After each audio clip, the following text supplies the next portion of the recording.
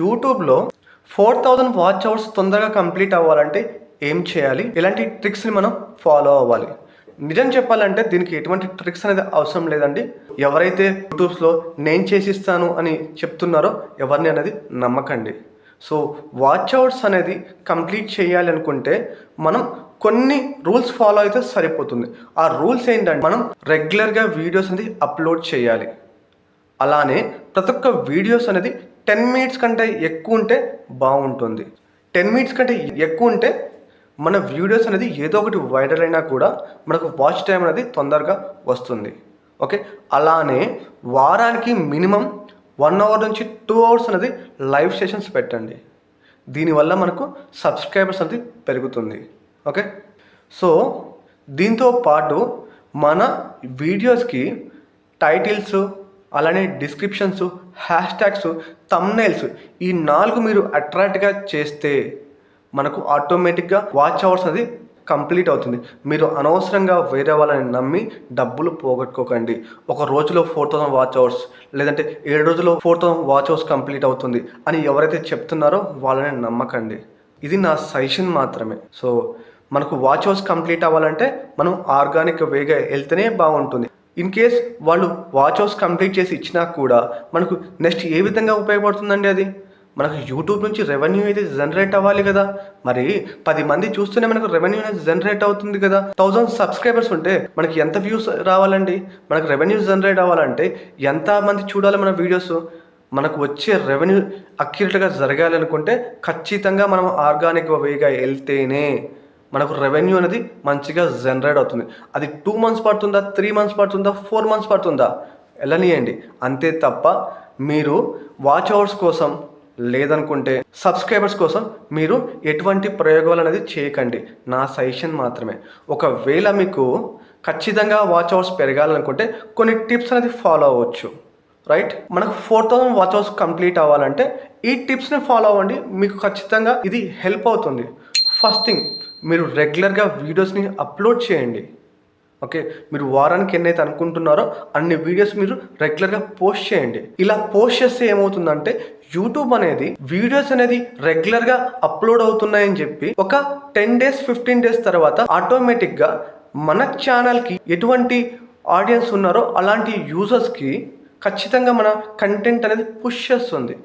అయితే మీరు ఈ వీడియోస్ చేసే టైంలో మీరు ఎటువంటి నిచి అయితే సెలెక్ట్ చేసుకున్నారో ఆ నిచికి మాత్రమే, ఆ నిచి రిలవెంట్ కంటెంట్ మాత్రమే మీరు అప్లోడ్ చేయండి. ఆ కంటెంట్ వైరల్ అవుతుంది, ఈ కంటెంట్ వైరల్ అవుతుంది చెప్పి వెళ్ళకండి.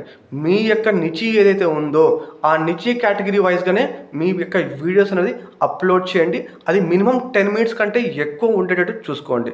సో ఇది ఫాలో అయితే మీకు యూజ్ అవుతుంది.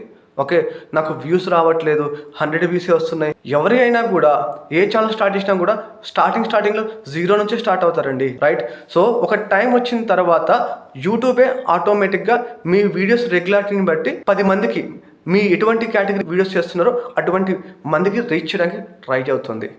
అయితే మీరు ఒకటి ప్రయత్నం చేయొచ్చండి. ఏంటది?